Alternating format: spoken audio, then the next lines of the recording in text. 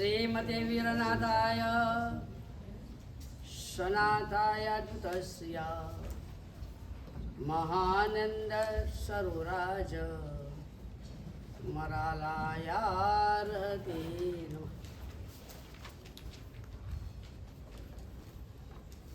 चिंटू ने पिंटू को पूछा, तो मेरा कैसा दोस्त है? पिंटू का खास दोस्त, मेरे सुख में साथीदार, मेरे दुख में मुझे आपत्ति आ जाए, अरे तेरे को आपत्ति आ जाए, मैं कभी वो देख सकता नहीं, तेरी आपत्ति में कभी नहीं देख सकता। खुश हो गया चिंटू। दोनों होटल में अच्छी तरह से जिम कर बाहर निकले। चिंटू ने बिल भराए, क्योंकि पिंटू तो उसका सुख का साथीदार है। बाहर निकलने के बाद निर्जन गली से जा रहे थे और 5 डकैती मिल गए। चिंटू के पास रुपयों से भरा हुआ पाकिट था। वो 5 ने चिंटू को पकड़कर मारने का शुरू किया और पिंटू भाग गया। जैसे वो 5 ने पकड़ा, पिंटू वहां से भाग गया। 5 ने चिंटू को अच्छी तरह से लूट लिया, भरपूर मारा। बेचारा चिंटू, खून से भरा हुआ शरीर, और जा रहा है। सामने वापस पिंटू मिला, एक जगह पर खड़ा है पिंटू मिला। चिंटू क्या, बस पिंटू बहुत बड़ी बात करता था ने, मेरी आपत्ति आई, मुझे 5 डकैती ने मारने का काम किया तो तू भाग गया। तो क्या पिंटू के भागू ही नहीं? क्यों? तो क्या मैंने पहले कहा था तेरी आपत्ति में देख सकता नहीं। मैं भाग गया। चिंटू को कितना झटका लगा होगा। विश्वभूति को वैराग्य आने का सबसे बड़ा कारण यही था कि रानी आग्रह करे, अन्याय करे, समझ सकता था। विशाखा नंदी क्या लेवल क्या है पता था, लेकिन जिनके ऊपर भरपूर विश्वास था, ये कभी अन्याय नहीं करते। ऐसे राजा ने अन्याय जब किया और अन्याय के नाम पर जो चीटिंग किया, वो विश्वभूति को जबरदस्त झटका लग गया। ऐसा विश्वासघात। मैं आपके प्रति कितना समर्पित। मैंने ये नहीं पूछा था कि विशाखा नंदी को युद्ध में नहीं जाता, मैं आपके लिए दौड़ के आया और आपने मेरे साथ ये चीटिंग, झटका लग गया। संसार ऐसा है, क्योंकि जहाँ विश्वास रखा जाता है वहां से विश्वासघात होता है। जिसको मैं मेरा सगा मानता हूं वही मुझे दगा देता है। देख लिया ये संसार इस प्रकार का है। यहाँ देव गुरु धर्म को छोड़कर किसी पर विश्वास करने की साथ, आज विश्वास किया तो रेडी, तैयार रहना है। कल किसी न किसी प्रकार से विश्वासघात का अनुभव होने वाला है। बस विश्वभूति को इस बात को लेकर वैराग्य हो गया। फिर भी एक वैराग्य की जो पराकाष्ठा होनी चाहिए, उसमें इतनी खामी रही कि बताने का मन हो गया कि मेरी ताकत कितनी है। वैरागी को कभी भी दुनिया को कुछ दिखाने का मन नहीं होता। वैरागी इतना आत्मनिष्ठ हो जाता है, अगर वो परम ज्ञानी भी हो जाए तो बताना नहीं चाहता कि मैं कितना ज्ञानी हूं। वैराग्य की जब कमी आती है तभी दिखावा करने का, कुछ न कुछ दिखाने का भी मन होता है। स्थूलीभद्र जी का काम के प्रति जबरदस्त वैराग्य था, लेकिन अहंकार का वैराग्य थोड़ा कम पड़ गया, और इसीलिए 7 बहनों को बताने का मन हो गया कि मैं कितना पढ़ा लिखा हूं। ये वैराग्य की कमी है। परम पराकाष्ठा के वैरागी को दुनिया में किसी को कुछ बताना है। मेरे पास अगर कुछ भी है तो मेरा आंतरिक आनंद का विषय है, उसका बाहर प्रदर्शन क्यों करना? उनको डिफरेंस पता है, अंदर का आनंद और बाहर का अहंकार। डिफरेंस पता है कि सहज का आनंद और प्राइड, ईगो का आनंद बहुत फर्क है। अहंकार का आनंद अपमान की तैयारी कराता है, और अंदर का आनंद कोई भी परिस्थिति में स्वस्थ रहता है। बस इतनी कमी होगी, लेकिन ये बीज भारी पड़ने वाला है। 99,99,000 बरस के बाद इनकी दीक्षा हुई। 1,000 बरस उत्कृष्ट कोटि का चारित्र पालन किया। परमात्मा भक्ति, गुरु का विनय, साधुओं का वैयावच, भरपूर स्वाध्याय, निर्मल संयम, विशुद्ध कोटि का ब्रह्मचर्य, कहीं किसी भी प्रकार की कमी नहीं दिख रही। उसमें ऊपर से बाह्य तप, आंतरिक ये तप की पराकाष्ठा की भूमिका, और उसके ऊपर मास खमान, 15 उपवास, बड़ी बड़ी तपस्या, शरीर का रस कस खींचने का शुरू कर दिया है। एक मान लिया है कि शरीर आत्महित के लिए मिला है, तो शरीर का पूरा रस कस आत्महित के लिए निकाल लेना चाहिए। गन्ने की लकड़ी मिली है रुपया कमाने के लिए, तो गन्ने की लकड़ी का पूरा रस कस खींचा जाता है। बस उसी तरह से यह शरीर आत्महित के लिए मिला है, तो शरीर का पूरा रस कस खींचेगा। कोई दया भाव नहीं रखेगा, कोई भी प्रकार का दया भाव शरीर पर नहीं रखने का, क्योंकि दया भाव पाया हुआ शरीर शैतान हो जाता है। और शरीर पर कठोरता रखने से ही शरीर जो काम अपने को निकालने देने के लिए तैयार होता है। ये शरीर ऐसा है, नौकर के लिए नौकर की भूमिका में श्रेष्ठ है। अगर उसको नौकर की भूमिका की जगह पर शेठ की भूमिका बना दिया तो वो शैतान है। और नौकर के रूप में श्रेष्ठ है और शेठ के रूप में शैतान। इसलिए शरीर का जरा भी ध्यान देना नहीं। 1000 बरस चारित्र का, निर्मल चारित्र का एक इस तरह से दौड़ लगा दी थी कि ये ज्ञान दर्शन चारित्र के रास्ते पर विविध कोटि की तपस्या की स्पीड में अभी मोक्ष में पहुंच जाएंगे। शायद इसी मौके में मोक्ष हो जाएगा। इतनी जबरदस्त साधना थी, लेकिन वापस मरीचि का और यहाँ विश्वभूति का पतन होने वाला है। उसके पीछे कारण तथा भव्यत्व का अभी भी परिपाक नहीं हुआ है। ठहर भाई ठहर, अभी तो सिंहासनाथ भगवान होने का भी बाकी है और तुझे महावीर होना है। ठहर, उतावल मत कर। और विश्वभूति को वापस धक्का लगने वाला। बस उसी हुआ मथुरा नगरी। मास खमन के पार ने एकदम शुष्क हुआ शरीर के सारे खून वगैरह सब निकल चुके हैं, एकदम सिंगल बॉडी हो चुके हैं, गोचरी के लिए निकले। शरीर का तेज नहीं रहा है, तब का तेज प्रकट हो चुका है। शरीर देखो तो काला पड़ गया है, चेहरा देखो तो तेज से तेजोमय वर्तुल से तेजस्वी लग रहा है। ये जबरदस्त कोटि की भूमिका। और वो मथुरा नगरी में गोची के लिए निकले हैं, इर्या समिति का पालन करते हैं। वो इर्या समिति का पालन करते करते जा रहे हैं। योग संयोग से उसी अवसर पर विशाखानंदी संसार रसिक बेचारा अजीव, उसका भी करोड़ बरस का करीब करीब हो चुका था और फिर भी नई शादी करने के लिए आया। अभी भी उसकी विषय भूख शांत नहीं हुई थी, क्योंकि अग्नि में लकड़ी डालने से अग्नि शांत नहीं होता है। और इसीलिए वो शादी के हिसाब से आया था। वन थक कर जरूखे में खड़ा है। यहाँ विश्वभूति गोची के लिए निकला है।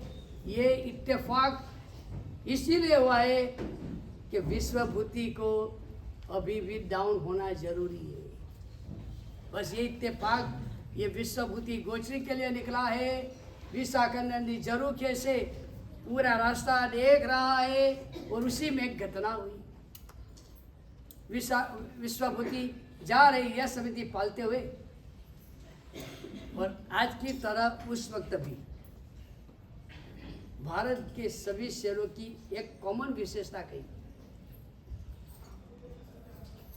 आप कोई भी शहर में जाओ, एक कॉमन विशेषता क्या देखने को मिलेगी कि गाय इधर उधर भटकती है। हर एक शहर में हमको देखने को मिलता है कि गाय बेचारे इधर उधर भटकती रहती है। उसका जो मालिक होता है बड़ा होशियार होता है। पूर्व में कोई गाय के साथ लेन देन ऐसी होगी, वो कहते हैं गाय को कि तेरे साथ मेरा कनेक्शन इतना ही है, तेरे में जो दूध होता है वो मेरा, तेरे भोजन का तेरे चारे की व्यवस्था तुझे करनी है, रास्ते पर छोड़ देते हैं, तुझे जहाँ मोह डाला ना। वो आज का मामला नहीं है, उस वक्त का भी मामला था। और यही घटना उस वक्त भी हुई। विश्वभूति मुनि गोची के लिए निकले हैं और एक गाय धम धम करती भागती आ रही थी, टक्कर लगी, विश्वभूति गिर गई। वैसे भी वजन नहीं रहा, शरीर सक्षम नहीं रहा, गिर गया। विशाखानंदी ने ये देखा, वैसे कजिन भाई है, वैसे देखा है ये तो अभी कंपटीशन में नहीं है, अभी तो रिक्शा ले लिया है, उसका मार्ग संसार का, इसका साधा का मार्ग है, दोनों के बीच में कोई कंपटीशन भी नहीं रहा है। और भाई ये साधु है, 1000 बरस के बाद दर्शन हो रहा है, 1000 बरस के बाद दर्शन हो रहा है, तो एक तो भाव आना चाहिए ना मेरे भाई महाराज। 1000 बरस में तो शरीर कैसा कर दिया, कितने मान तपस्वी लगते, जाओ नीचे जाकर उनको प्रणाम करो, वंदन करो। लेकिन विशाखानंदी को ऐसी कोई बात सूझी नहीं, क्योंकि उसकी योग्यता का ये लेवल ही नहीं था, उसकी योग्यता का भी ये लेवल ही नहीं था। वो तो एक बिल्कुल शैतान की कोटि का संसारी था। 1000 बरस पहले विश्वभूति ने चौकीदार को जो सुनाया था वो विशाखानंदी को याद है। विशाखानंदी को ये याद नहीं है कि हमने विश्वभूति के साथ कैसा चीटिंग किया था, कैसा अन्याय किया था। शायद आदमी को अपना अन्याय, अपने किए हुए भूल याद आ जाए तो जगत के साथ का व्यवहार पूरा चेंज हो जाए। गड़बड़ यहाँ होती है कि मैंने कितना अन्याय किया मुझे याद नहीं आता है, मैंने क्या गड़बड़ किया मुझे याद ही नहीं आता है, तूने क्या गड़बड़ किया हो मुझे याद। धमाल इसके कारण होती है। विशाखानंदी को यह याद नहीं है कि विश्वभूति को पुष्पक कलंक से बाहर निकालने के लिए हमने कितना बड़ा चीटिंग किया था, वो याद नहीं है उसको। वो याद है कि विश्वभूति ने दीक्षा लेने से पहले कहा था मेरी ताकत कितनी है। 1000 साल के बाद भी वो याद है, क्योंकि सूत्र का स्वाध्याय परावर्तना नहीं होता है। कोई कड़वी घटना बनी और किसी ने हमको कुछ कड़वा सुना दिया तो ये हमारे लिए परम मंत्र बन जाता है। तीर्थंकर के वचन से भी ऊपर का वचन बन जाता है। तीर्थंकर के वचन रूप जो आगम शास्त्र है उनका परावर्तन करने में बोर हो जाते, नहीं मेरे से मजा नहीं आता है, बार बार परावर्तन मजा नहीं आता है। लेकिन किसी ने मुझे गाली सुनाई, वो एक महान आगम बन जाता है। हम उसका बार बार पुनरावर्तन करते, बार बार उसने मेरे को ऐसा सुनाया था, उसने मुझे ऐसा सुनाया था, उसने ऐसा सुनाया था, उसने ऐसा सुनाया था, जैसे कि कोई परम मंत्र का जाप कर रहे। इसी तरह से हम किसी ने सुनाई गाली, किसी ने किया हुआ अपमान, उसका हम स्वाध्याय करते और इसीलिए वो इतना जब पे स्लाइक याद रह जाता है, फौरन याद आ जाता है। बस विशाखानंदी को भी ये याद आ गया, एक महान साधु भगवंत, महान तपस्वी साधु भगवंत, एक स्वजन का नाता छोड़ो, एक क्षत्रिय का भी नाता है कि साधु को पूज्य मानना, एक मानवता का नाता है कि जहां जहां तपत्याग दिखाई दे वहां वहां नमस्कार हो। नहीं मानवता, नहीं क्षत्रियता, नहीं स्वजन का नाता, मात्र अंदर भरा हुआ द्वेष और ताना लगा दिया। मानो कि वो मौका अवसर ही देख रहा था, हमको ताना लगाया था, मैं राह देखता हूँ कब है तेरा सिक्का, मैं तुझे कब वापस दूं। ताना लगा दिया, कहाँ गया वो? ये सारे फल गिराने का वो तेरा बल कहाँ गया? अब ये कोई पूछने की बात है तपस्या इतना क्या तो गया।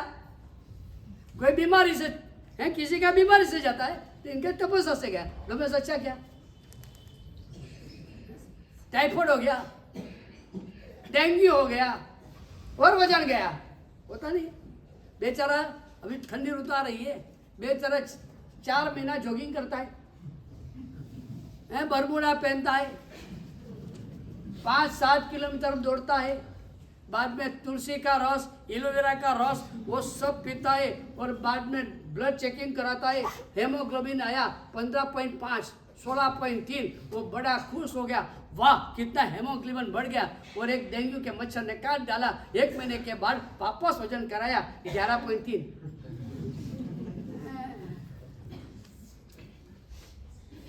एक मच्छर भी हमारी ताकत ले जा सकता है। कोई शक्ति गंवाता है बीमारी के कारण और कोई शक्ति को जला के राख कर देता है तपस्या के द्वारा। तो उसने पूछना क्या था, लेकिन ताना लगाना था। ताना कैसा सुना दिया, मजा आता है। कैसा सुना दिया, ये कैसा सुना दिया, वो मजा जो आता है, बस इसको ही कहता है रिवेंज। है कहाँ गया तेरा फल गिराने का बल? वो तो विशाखानंद, उसका तो लेवल ही डाउन है, उसके कोई कहने की जरूरत ही नहीं है। तो वो बेचारा रास्ते पर पड़ा हुआ आदमी है। मुझे मेरे लेवल का भान होना चाहिए, मुझे मेरा लेवल का भान होना चाहिए। ये गिरे हुए आदमी के साथ उसके जैसा व्यवहार करना है कि मुझे मेरे लेवल को संभाल के रखना है, वो मुझे नहीं करना है। एक रास्ता पर हुआ आदमी मुझे धक्का लगा दे तो मुझे उसके साथ झगड़ा करना चाहिए कि आगे निकल जाना चाहिए। उसका लेवल क्या है भाई? मैं उसके साथ झगड़ा करूंगा तो मेरा लेवल डाउन हो जाएगा। लेवल की भूमिका में रहना चाहिए।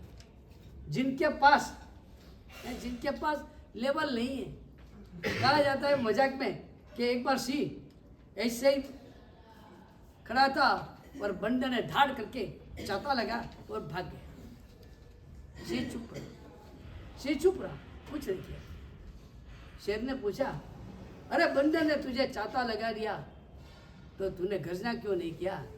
क्योंकि मैं गर्जना करूं तो दुनिया को पता चल जाएगा कि बंदर ने सिंह को चाता लगाया। वो बंदर का लेवल बंदर का है, वो बेचारा चंचल है, उसके लेवल पर मुझे नहीं जाना है भाई।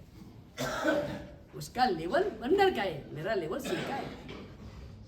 मैं इसके साथ लड़ने बैठ जाऊं तो दुनिया कहेगी वो तो बंदर था, तू तो सिंह था ना भाई।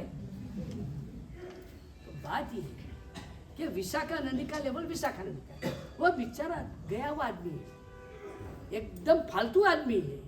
मुझे तो साधक हूं, 1000 वर्ष से संयम की साधना कर रहा हूं।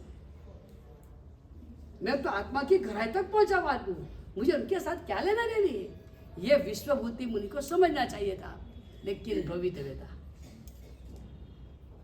आपस कहता हूं, जिसने 1000 वर्ष संयम का पालन किया है, कभी कभार ऐसा भी हुआ होगा कि कहीं विहार करके गए होंगे तो वहां के कोई गृहस्थ ने अपमान कर दिया होगा, तो भी स्वस्थता रखी है। समझते कि समता का क्या अर्थ होता है। कभी कभार छोटे बड़े साधु ने भी उलाना वगैरह दे दिया होगा तो भी समता रखी है। कभी कभार गुरुदेव ने भी कुछ थपका उलाना दिया होगा तो भी समता रखी है। समता ये विश्वभूति मुनि के लिए कोई नई चीज नहीं है। 1000 वर्ष के संयम में क्षमा समता के पाठ अच्छी तरह से सीख लिए हुए हैं, कोई नई बात नहीं थी। तो यहाँ ये विशाखानंदी का वचन कोई नई बात नहीं है, उसको डाइजेस्ट करना उनके लिए कोई बड़ी बात नहीं थी। लेकिन वापस कहता हूँ, भवितव्यता तथा भवितो कुछ गड़बड़ वाला था। नहीं तो विश्वभूति को पता है कि अध्यात्म नाम की चीज क्या होती है। कहा है पर वृत्तांते अंध मुख बधिरा। जिनको अध्यात्म की ऊंचाई पर पहुंचना है उनके बाहर के जगत के लिए अंधा बहरा गूंगा हो जाना चाहिए। दुनिया क्या करती है देखने की जरूरत नहीं है, क्या बोलती है सुनने की जरूरत नहीं है, दुनिया के बारे में कोई अभिप्राय लेने की जरूरत नहीं है। उनका हो जाना है, तू तो अध्यात्म में पहुंच पाएगा। ये जानता है, विश्वभूति मुनि ये जानता है, लेकिन भवितव्यता कुछ गड़बड़ वाली है। और इसीलिए जब विशाखा नंदी ने ताना कसा, कहाँ गया वो बल, उन्होंने तो फटका फोड़ा। विश्वभूति को सुनना नहीं चाहिए था, सुन लिया, और सुना तो गड़बड़ हो गई, आग लग गई, आग लग गई। अभी भी मेरे पीछे पड़ा है। साधु को क्या समझता है, तपस्या करके मैंने शारीरिक बल गंवाया है, इसका अर्थ ये नहीं है कि मेरा तपोबल नहीं है। बता देता हूं, वो जो बीज बता दूं, अभी प्रकट हो गया। गाय को सिंह से उठाई, आकाश में फेंकी, फिर गाय पर दया आ गई। अंदर का धर्म तो दया का है, 1000 वर्ष से चारित्र धर्म का पालन किया, गाय पर दया आ गई। वापस वो गिरती हुई गाय को कैच कर लिया, उसको अच्छी तरह से रख लिया। ये देखकर ही विशाखा नंदी तो भाग गए कि बाप रे, इसका तो तप का बल इतना जबरदस्त होती गाय को उठा के आकाश में फेंका और वापस कैच कर लिया। अब उसके साथ में कोई संघर्ष नहीं कर सकता हूँ, डर गया। विशाखा नंदी तो निकल गया, लेकिन विश्वभूति के हृदय में से नहीं निकला। वहां से भले वो चला गया, विश्वभूति के हृदय से नहीं निकला। विश्वभूति को वाह, इसने मेरा अपमान किया, इसने मेरा अपमान किया, ये फालतू आदमी ने, उसको पता नहीं है कि उस वक्त मेरा साई बल था, तो इस बार मेरा तपोबल है, फिर भी मेरे साथ ये सब व्यवहार करता है। क्या समझता है उसके मन में, बार बार मेरा अपमान। अगर मेरा तप से ब्रह्मचर्य का बल हो तो भविष्य में ऐसी भूमिका मिले कोई मेरा अपमान नहीं कर सके, और ये विशाखा नंदी को अगले भूमि में मारने वाला हूं। भयंकर क्रोध आ गया।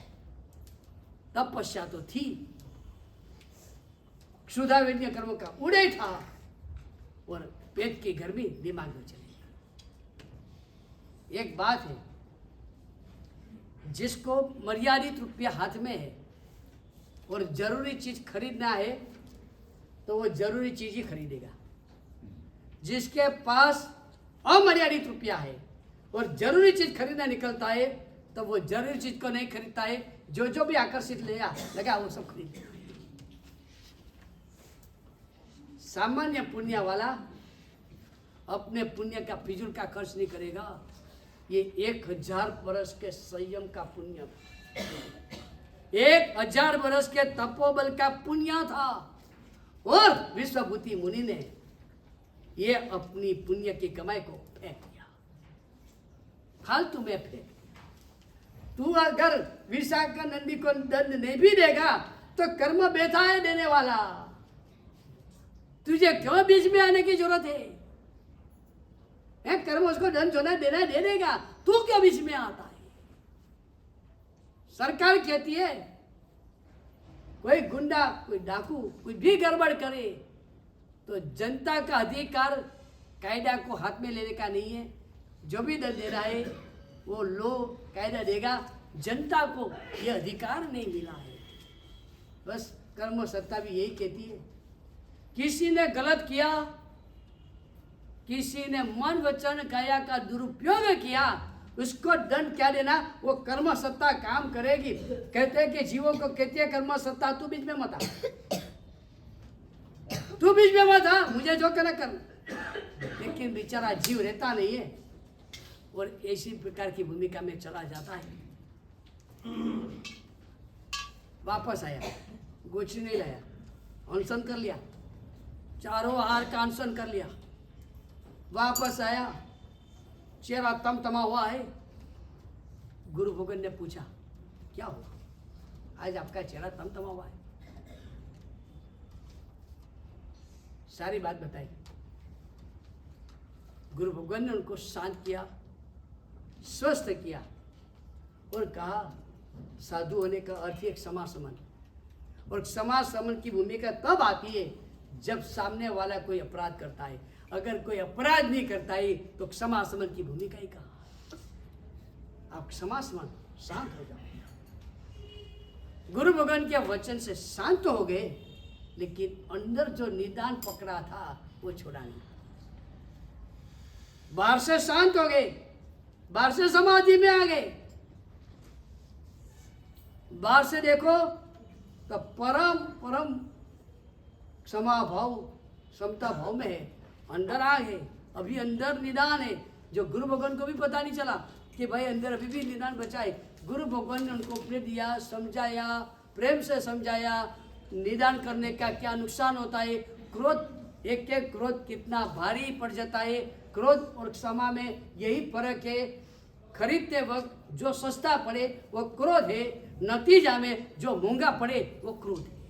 खरीदते वक्त जो महंगा लगे, नतीजा में जो सस्ता पड़े उसका नाम क्षमा है। खरीदते वक्त बहुत सस्ता है क्रोध, फटाक, नतीजा में भयंकर। क्षमा रखते वक्त क्षमा बहुत महंगी है, कैसे रखना, लेकिन नतीजा में बहुत सस्ती। सब गुरु भगवान ने समझाया, विश्व ने सुन भी लिया, अंदर का जो निदान था छोड़ा नहीं। अंतिम समाधि के कारण सातवें दिलोक में महाशुक्र विमान निकले।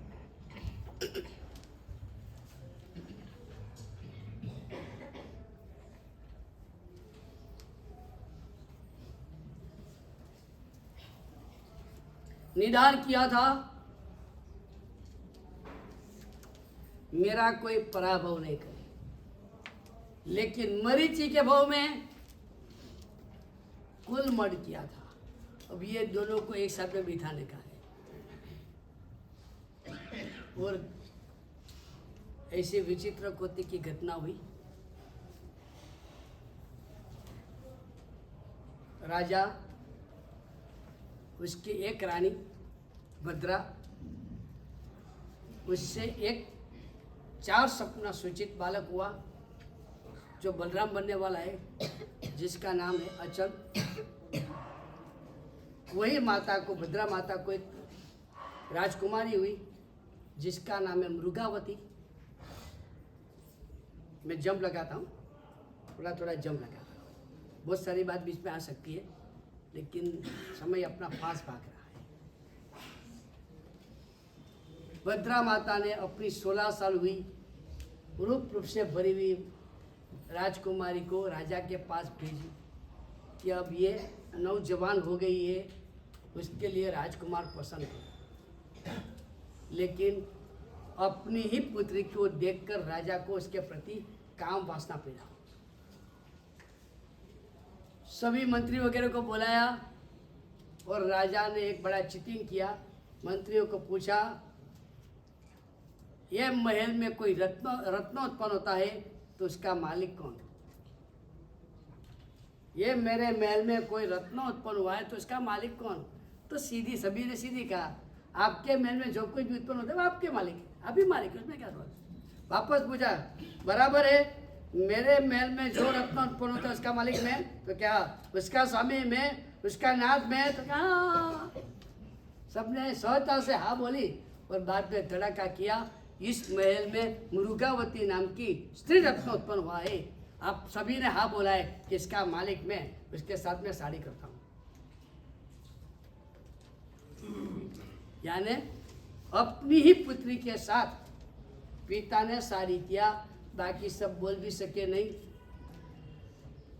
लोगों ने करके इतना कर दिया, उसका नाम तो अलग था, नाम रख दिया प्रजापाल, उसका नाम रखा दिया प्रजापति। प्रजा यानी अपनी संतान और उसका स्वामी, नाम हो गया प्रजापति। वो मृगावती को 7 सपना आया, 7वें देवलोक से भगवान की आत्मा उसके पेट में आई, जन्म हुआ। 3 पीठ थी, पीठ में हड्डी की रचना 3 थी, विशिष्ट कोटि का बल, इसीलिए उसका नाम रखा गया त्रिपृष्ठ। देखिए, एक और एक कुल मर्ड कहाँ प्रॉब्लम कर रहा है। जो माता है वही बहन है, जो बहन है वही माता है, जो पिता है वही दादा है, जो दादा है वही पिता है। कैसे रिश्ते हो गए?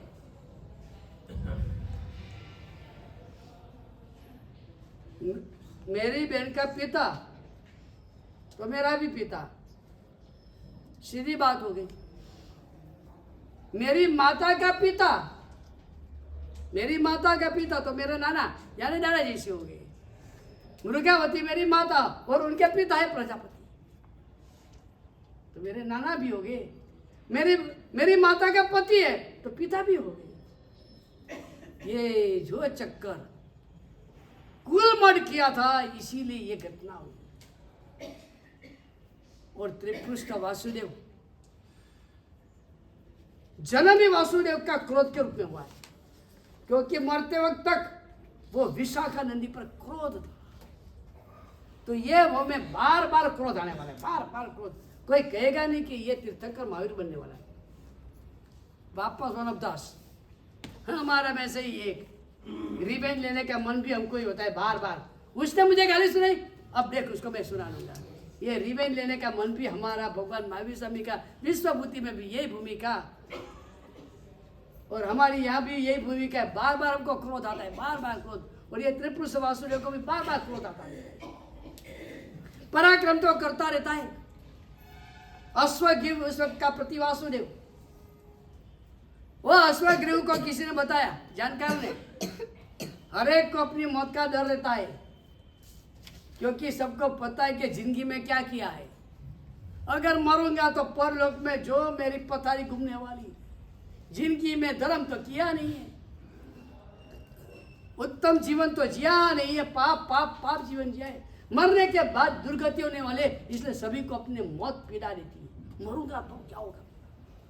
ये प्रजापति को भी अपनी मौत, वो अश्वग्रीव को विचार करो, अश्वग्रीव को भी प्रति वासुदेव आज तक में कितने को मारा है, उसको अपनी मौत की चिंता हुई। उसने पूछा था, मैं नेचुरल डेथ या कोई मुझे मारेगा?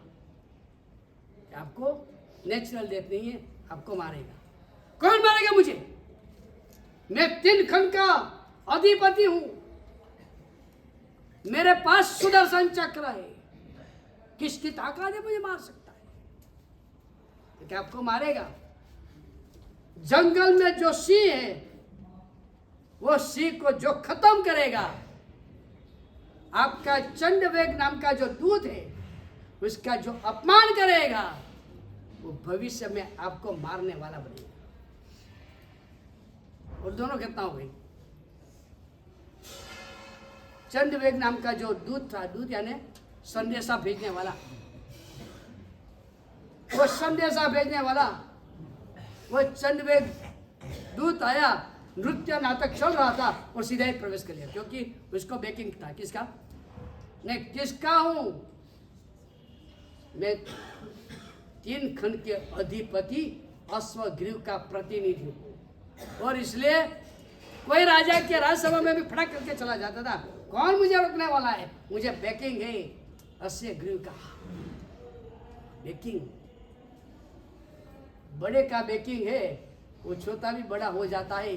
पवन का बैकिंग मिलता है तो तिनका भी आकाश में उड़ने का शुरू कर देता है, उसको पवन का बैकिंग मिला है। तो चंडवेग भी अभिमानी था, तो गुस्सा आ गया त्रिपुष्ट वासुदेव को। अरे हम यहाँ शांति से नृत्य देख रहे और फिजूल में बीच में घुसाता है, पूछता भी नहीं। क्या समझा उसके मन में? जब बाद में वो बाहर निकला तो त्रिपुष्ट वासुदेव ने उसको पूरा धो डाला। क्या समझता है क्या तू? अरे तू तेरे अश्वग्रीव का एम्बेसडर होगा, दूत हो गया तेरे घर पे, हमारे वहां ऐसा करता है? महाराष्ट्र पता चल गया ये त्रिपुरुष तो मेरे मारने वाला बनने वाला है। फिर परीक्षा किया। सिंह एक बड़ा भयंकर पराक्रमी सिंह, वो सिंह ने कौन? विशाखा नंदी। जब भगवान 7वें देवलोक में गया था तो विशाखा नंदी वो 7वें लेवल का जितना आयुष्य था, इतने आयुष्य में पूरे संसार में घूमते घूमते घूमते घूमते घूमते वापस ही बनकर वहां आ गया। क्योंकि कर्म का प्रोत जबरदस्त होते का होता है। जिनके साथ आपको ऋणानुबंध हुआ है, कैसे करके मैं आपको जोड़ देंगे। फिर जानो आप है, फिर आप जानो कैसे कि ऋणानुबंध करके दोनों को वापस मिला देने का। फिर जो धमा चौकड़ी मचती है, वो एक नया पिक्चर तैयार हो जाता है, एक सुंदर कोटि का पिक्चर तैयार हो जाता है। बस वही वह भयंकर कोटि का तूफान कर रहा है। अश्वगृह के आदेश से त्रिपुष्ट वो शिव को मारने गया है। त्रिपुष्ट यानी वासुदेव। हजारों मनुष्य, हजारों लाखों बोलो तो चल सकता है, इतने मनुष्य की ताकत एक वासुदेव में होती है। हाँ, वासुदेव में इतनी ताकत, हजारों हाथियों का बल एक वासुदेव में होता है। और ये वासुदेव के सामने ये सिंह जीर्ण वस्त्र से आगे कुछ नहीं था। सिंह बाहर आया, त्रिपुष्ट वासुदेव रथ में था, उसने देखा सिंह जमीन पर है, वो भी नीचे उतर गया। अन्याय नहीं करना है, वो भी जमीन पर उतर गया। सिंह ने देखा, सिंह को भी संज्ञा थी। उसने सोचा ये इतनी औकात, मैं जमीन पर तो वो रथ छोड़ दिया। वापस उसने कहा सिंह के पास कोई शस्त्र नहीं है, तो मैं क्यों शस्त्र रखूं। उसने सारे शस्त्र निकाल लिए। सिंह देख रहा है ये मेरे को क्या चैलेंज दे रहा है, क्या चैलेंज। सिंह भयंकर गंजा करने का शुरू कर दिया और जोर से जब लगाया। लेकिन त्रिपुष्ट वासुदेव तैयारी था, उसके लिए ये सिंह जीर्ण वस्त्रों से आगे कुछ नहीं था। उसके मुंह में हाथ डाला, जैसे कपड़े को चीरता है, सिंह को चीरता। भयंकर बल मिला था। बल का उपयोग है और बल का दुरुपयोग भी है। दादागिरी दुरुपयोग है, किसी को गिराए उसको उठाना वो सदुपयोग है। यहाँ उन्हें चीर डाला। सिंह तड़प रहा है, नहीं मर रहा है, तड़प रहा है, मर नहीं रहा है। वो त्रिपुष्ट वासुदेव का जो सारथी, परिचय करा लूं आपको, भविष्य में वो गौतम स्वामी, भविष्य में वो गौतम स्वामी होने वाले हैं। वो नीचे उतरा, उसने देखा बेचारा सिंह तड़प रहा है। उसने रथ में से नीचे उतरकर सिंह के पास जाकर उसके कान में कहा, अरे क्यों तड़प रहा है, शांति से मर जा। तू ऐसा मानता कि मैं पशुओं में सिंह और एक सामान्य मानव ने मुझे मार डाला, ऐसा मत माना। तेरा लेवल बिल्कुल डाउन नहीं हुआ है, तेरा लेवल बिल्कुल डाउन नहीं है। तुझे मारने के लिए सामान्य मनुष्य की कोई औकात नहीं थी, इसलिए पुरुषों में जो सिंह है वो तुझे मारने के लिए आए।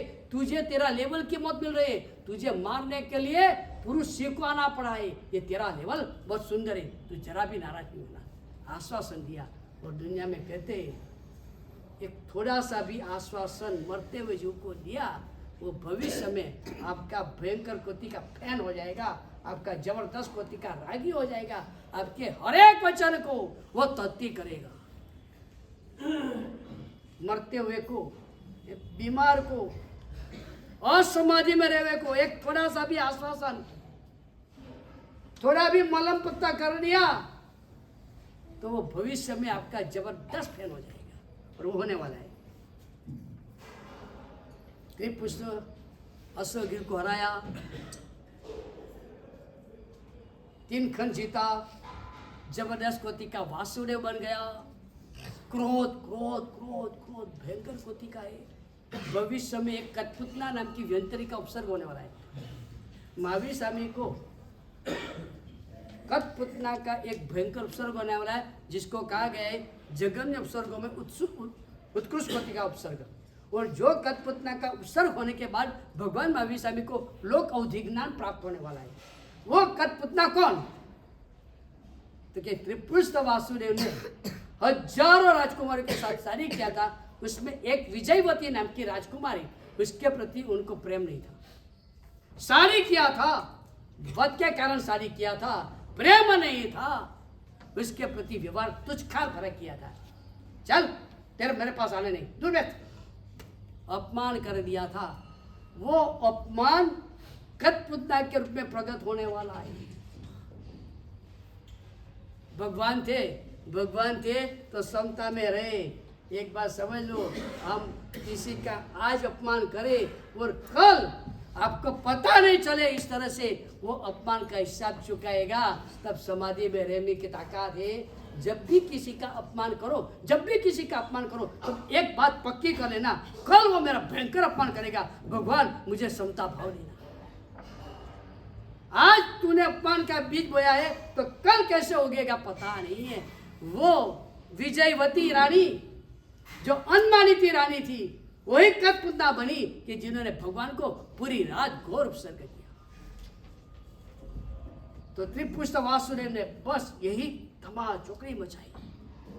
सैया पालक को कहा, मैं जब सो जाऊं सारा संगीत बंद करा देना, सारा संगीत बंद करा देना।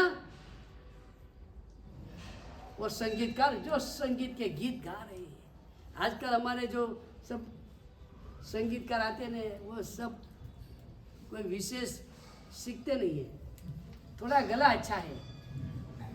और वर्तमान काल के बहुत सारे गीत रोज रिलीज होते जा रहे हैं, रोज रिलीज होते हैं, उसमें कोई नया ट्यून नहीं होता है। वही पिक्चर वगैरह का जो गीत होता है, हम उसकी कॉपी पेस्ट शब्द धरा इधर उधर हो जाता है। वही संगीत वही गीत चलता है, कोई क्लासिकल है, कोई शास्त्रीय, कोई नया आलाप, कोई नया राग चलता है, धमाधम चलता है। और हम भी क्या है, हम भी शांत गीत तो पसंद नहीं है, डीजे वाला पसंद है, धम धम धम धम। जब तक वो धम धम नहीं होता है तब तक मजा नहीं आता है। ऐसा म्यूजिक आना चाहिए, ऐसा म्यूजिक कि मैं नहीं चाहूँ तो भी मेरा पैर ऐसे हमको ये सब पसंद है। लेकिन एक अद्भुत कोटि का संगीत होता है, वो जब सुनने बैठते तो समय का भान नहीं। राजा के वहां एक संगीतकार आया, जबरदस्त गायक। राजा ने कहा एक बार आपका प्रोग्राम रखते थे, क्या नहीं प्रोग्राम नहीं रखना। क्यों? मेरा कोई सुन नहीं पाएगा। क्या बात करते? कहा एक शर्त। क्या शर्त? मैं गीत संगीत गाऊं, किसी का मस्तक हिलना नहीं चाहिए, स्थिर ही रहना चाहिए। अगर ये शर्त मान्य है, वही मेरा गीत संगीत सुनेगा। घोषणा करा दो, अगर मैं गीत गाता हूं और कोई डोका ऐसा हिलाएगा तो फर्स्ट राउंड में उसको सजा होगी 1000 सोना मर की।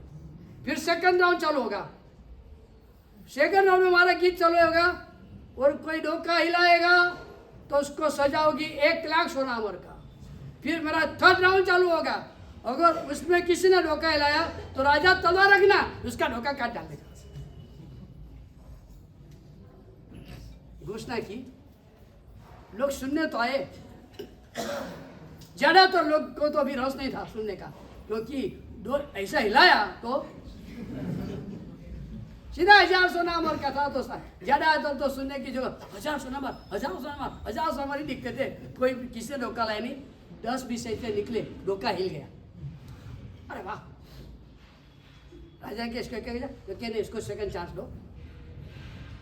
वापस गीत चालू हुआ, जो 20 थे उसके सामने और राग जबरदस्त जमाया।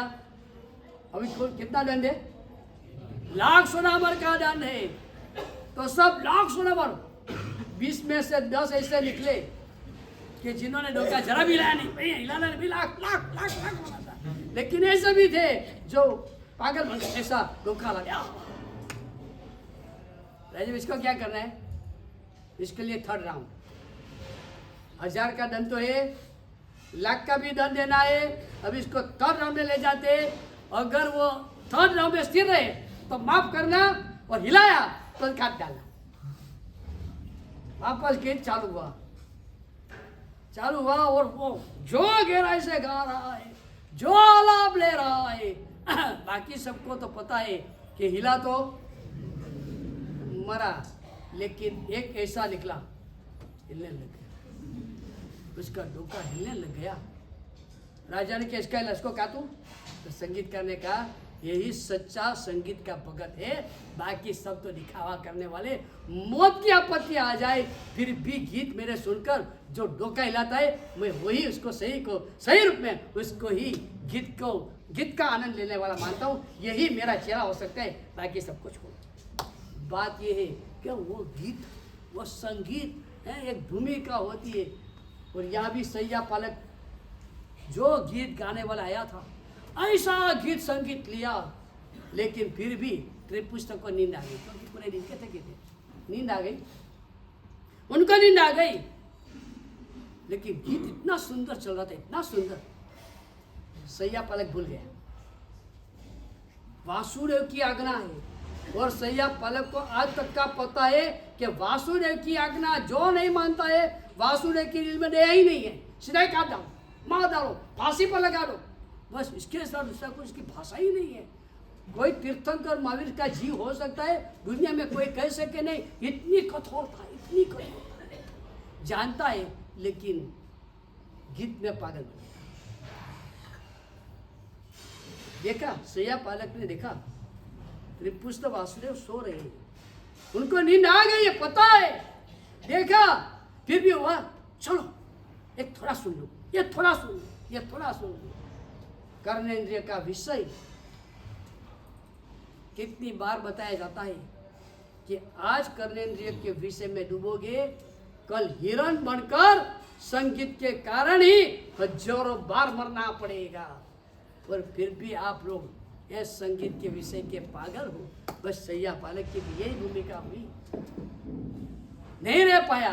थोड़ा थोड़ा सुनो, ये थोड़ा सुनने गया, गीतकारों को बंद नहीं किया गाने में से, वो त्रिपुष्टारी की नींद उड़ गई। नींद उड़ी, देखा गीत संगीत चालू है और सैया पालक उसमें झूम रहा है। सैया पालक बोला है, क्यों तुझे पता नहीं कि मुझे नींद आ गई थी? तो क्या पता है नहीं? सीधा विचार सवाल का, हाँ पता है आपको नींद आ गई थी, तो मुझे क्यों चालू रखा तूने?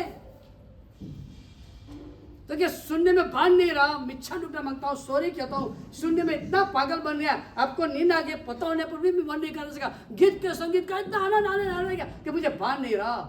और भगवान महावीर स्वामी का जीव Tripushta Vasudev, I can't beer, मैं किसी का अपराध सहन नहीं कर सकता हूँ। यही भाषा हमारी भी है ना, यही भाषा हमारी है ना। पूछता हूँ मैं किसी की गलती सहन नहीं कर सकता हूँ। I will punish him. मैं उसको सजा के बिना नहीं रहूंगा।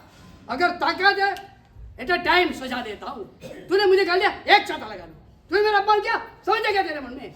हम भी यही मानते, मैं किसी की गलती, मैं किसी का अपराध सहन नहीं कर सकता। जरा भी किसी ने अपराध किया और हमको आग लग जाती है। हम त्रिपुष्ट वासुदेव के सामने देखो, त्रिपुष्ट वासुदेव की भी यही भूमिका, मैं सहन नहीं कर सकता हूं। तुझे कान का विषय पसंद है, मेरी आज्ञा पसंद नहीं है। तुझे पता नहीं मैं कौन हूं? तीन खंड का अधिपति वासुदेव, और तूने वासुदेव का अपमान किया, उनकी आज्ञा का अपमान किया। ले अब इसकी सजा। बड़े आदमी का अपराध सजा भी बड़ी होती है। छोटे आदमी का अपराध करो, सजा कम होती है। भिखारी का अपमान करो, ये भिखारी कुछ नहीं बोलेगा। कोई मजदूर का अपमान करो तो मजदूर गाली पर आ जाएगा। बॉस का अपमान करो, नौकरी जाएगी। जैसे आदमी बड़ा होता जाता है, इसका ईगो बड़ा होता जाता है। और इसका ईगो बड़ा है, उसकी गारंटी क्या, इसका प्रूफ क्या? आदमी बड़ा हुआ, उसका ईगो बड़ा होता है, उसका प्रूफ क्या? तो कि उसका छोटा भी अपमान होता है, वो बड़ी सजा नहीं देता है। मान लेना इसका ईगो बहुत बड़ा है, और ये बहुत बड़ा ईगो वाले त्रिपुष्ट वासुदेव ने, लाओ गरम गरम शीशा का रस लाओ। वो सैया पालक रो रहा है, विनती करता है, मेरी गलती हो गई, अभी गलती नहीं करूंगा, मुझे माफ कर दो, एक बार मुझे छोड़ दो, मेरा परिवार है, वो है। लेकिन हृदय कठोर हो गया है, पूर्व विश्वभूति के भव में क्रोध के कारण निदान किया था। ये भव में दया चीज आने वाली नहीं। मौनीय कर्म का, क्रोध मुनि का इतना जबरदस्त कोटि का उदय है। ये त्रिपुष्ट वासुदेव को श्रेयांसनाथ भगवान मिले हैं। श्रेयांसनाथ भगवान के पास त्रिपुष्ट वासुदेव ने सम्यक तो लिया भी था। हाँ, ये श्रेयांसनाथ भगवान का काल चलता है। 24 तीर्थंकर में श्रेयांसनाथ भगवान, वासुदेव में पहला वासुदेव, और श्रेयांसनाथ हुए 10 तीर्थंकर निकल कर जाने के बाद, और एक कोड़ा-कोड़ी सागरोपम का ज्यादातर समय 10 तीर्थंकर में पूरा हो गया है। 50 लाख करोड़, 30 लाख करोड़, 10 लाख करोड़, ऐसे करते करते करते बहुत सारा निकल गया। श्रेयांसनाथ भगवान हुए तब तक में तो लाखों करोड़ सागरोपम निकल चुके हैं। वो श्रेयांसनाथ भगवान की स्तवना, उनकी स्तुति त्रिपुष्ट वासुदेव ने, भगवान महावीर स्वामी ने, त्रिपुष्ट वासुदेव ने श्रेयांसनाथ भगवान की स्तवना की। समकित पाया है लेकिन गंवा दिया। 16वें शांतिनाथ भगवान के साथ भी रिलेशन में आए। त्रिपुष्ट वासुदेव की पुत्री, श्री त्रिपुष्ट वासुदेव की बहन, वो बहन की शादी जिसके साथ हुई थी, उनको जो लड़का हुआ अमित तेज करके, वो शांतिनाथ भगवान का चौथा शायद भोग था। यानी त्रिपुष्ट वासुदेव की बहन का लड़का भगवान महावीर स्वामी, वो त्रिपुष्ट वासुदेव, उसकी बहन, उसका लड़का यानी शांतिनाथ भगवान, यानी एक फुआ और एक भानेज, भतीजा। ये शांतिनाथ भगवान के साथ में भी त्रिपुष्ट वासुदेव का इस तरह से रिलेशन है। शांतिनाथ भगवान तो इसके बाद में शांतिनाथ के मोक्ष में भी गए। वो त्रिपुष्ट वासुदेव उसके बाद में 8 पार्श्वनाथ तक होने के बाद मोक्ष में जाने वाले। तो त्रिपुष्ट वासुदेव ने साक्षात तीर्थंकर श्रेयांसनाथ भगवान के पास सम्यक लिया था। शांतिनाथ भगवान के साथ रिलेशन में आए थे, फिर भी कठोर था, क्रोध भयंकर, और सैया पालक को शीशा डाल के मार डाला। एक भयंकर कोटि का पाप, उत्कृष्ट कोटि का जो उपसर्ग होने वाले 2, कान में खिल्ला डालना और निकालना, ये इसका बीज वहाँ हुआ। पूरी जिंदगी पाप पाप पाप, आयुष्य पूरा हुआ 7वीं नरक। 24 तीर्थंकर में पहली बार एक तीर्थंकर सम्यक तो पाने के बाद नरक में गया, वो 7वीं नरक। और 7वीं नरक वाले को अधिकार नहीं है सबसे ज्यादा सहन करने का, लेकिन कोई लाभ नहीं, क्योंकि वो 7वीं नरक में से मनुष्य नहीं हो सकता है, उसको तिर्यंश ही होना पड़ता है।